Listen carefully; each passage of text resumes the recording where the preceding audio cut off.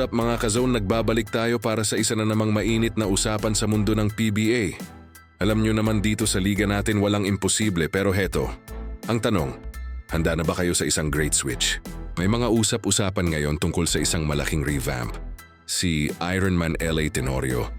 Magiging full-time coach na ba sa Barangay Ginebra? At ang mas matindi, si Coach Tim Cone babalik nga ba sa dati niyang kuta sa Magnolia? Pag-usapan natin yan, simulan natin kay LA.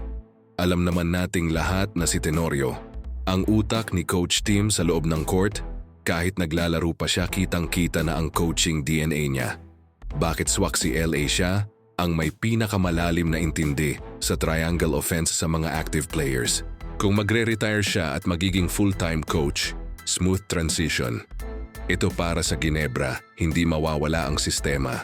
Pero bagong boses naman ang maririnig ng mga players, malakas ang respeto sa kanya.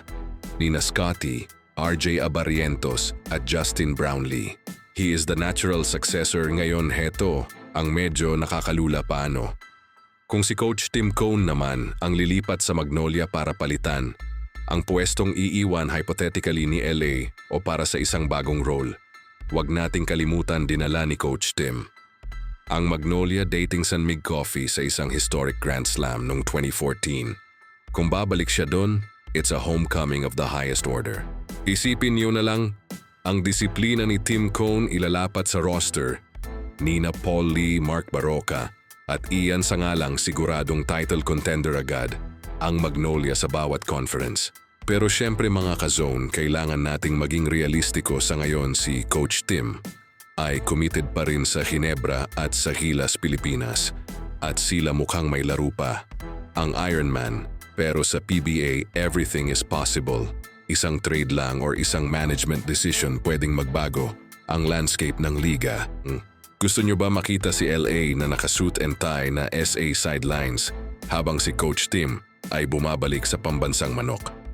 Kayo mga Lodi, anong opinion nyo? Sang-ayon ba kayo kung magkakaroon ng ganitong balasahan o dapat bang manatili na lang sila? Kung nasaan sila ngayon, i-comment nyo ang inyong mga saloobin sa ibaba.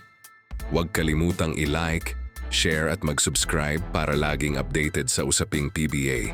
Hanggang sa susunod na bola. Peace out!